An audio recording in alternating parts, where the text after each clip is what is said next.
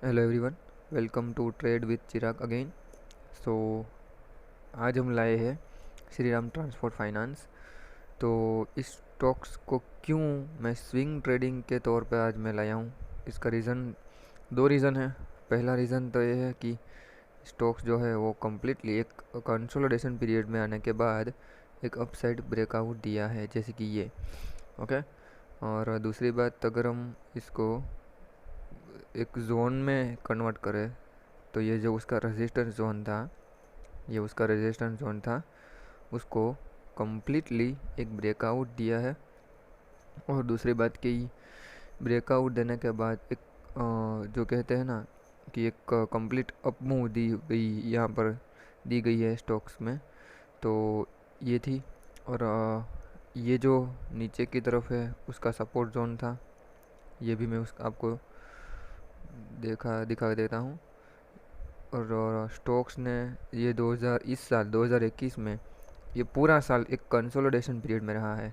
आप यहाँ पर देख सकते हैं कि जनवरी से लेकर आज तक एक इस वीक को अगर आप निकाल दें तो पूरा साल ये एक परफेक्टली एक कंसोलिडेशन पीरियड में रहा है।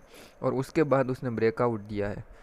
तो अब ये जो ब्रेकआउट है वो मुझे लगभग 100 से 200, यहाँ से मैं 1800 या 2000 तक का मैं टारगेट इजीली दे सकता हूँ।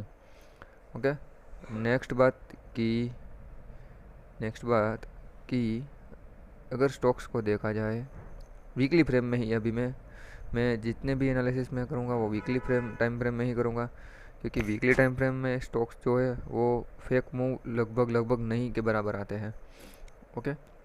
क्योंकि अगर 5 मिनट 10 मिनट 15 मिनट में आप स्टॉक्स को एनालाइज करेंगे तो उसमें फेक मूव आने के चांसेस पूरे हैं। लेकिन वीकली टाइम फ्रेम में अगर आप स्टॉक्स को एनालाइज करेंगे तो इसमें फेक मूव आने के चांसेस कंपैरेटिवली कम है। आ सकते हैं, ऐसा नहीं है कि नहीं आ सकता है, स्टॉक मार्केट है, यहाँ पर प्रोबेबिलिटी ही सब कुछ होती है, यहाँ पर श्योरिटी कुछ नहीं होती है।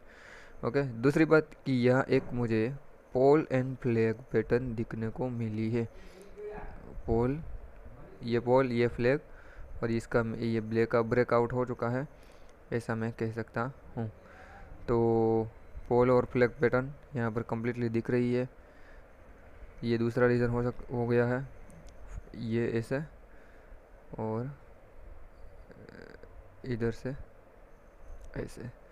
तो स्टॉक्स ने उसका भी ब्रेकआउट दिया है, एक कंप्लीट अप मूव में है, अब ट्रेंडिंग मूव में आ गया है स्टॉक्स। तो श्री राम ट्रांसपोर्ट फाइनेंस जो है वो आप बाइक के लिए इनिशिएट कर सकते हैं और एक्यूमुलेट भी कर सकते हैं। डेली फ्रेम में अगर देखा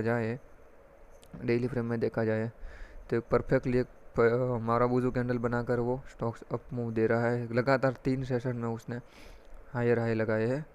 और बात की जाए तो वो जो मैंने लाइन खींची थी, ट्रेंड लाइन खींची थी, उसको ये स्टॉक्स कम्प्लीटली रिस्पेक्ट कर रहा है। और दूसरी बात कि मैं अगेन आपको ये कहना चाहूँगा कि यहाँ पर स्टॉक्स ने ब्रेकआउट दिया, यहाँ पर ये ब्रेकआउट, अगर ये रीटेस्टिंग और अगेन ये अप मूव चाह रहा है।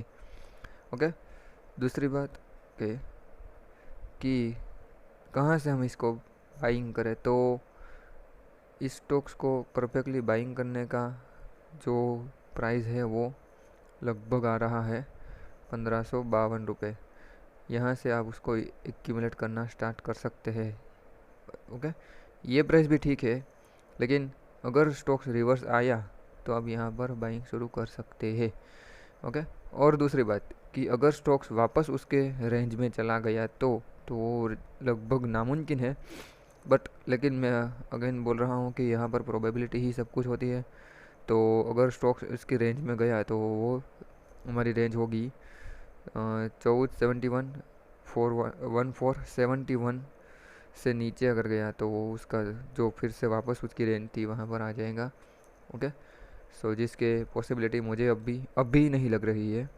ट्रेंडिंग मूव में है, एक बाइंग इनिशिएट कर सकते हैं 1550 के आसपास, आप एक्यूमुलेट स्टॉक कर सकते हैं। Okay. Thank you again and like share और सब्सक्राइब कर दीजिएगा।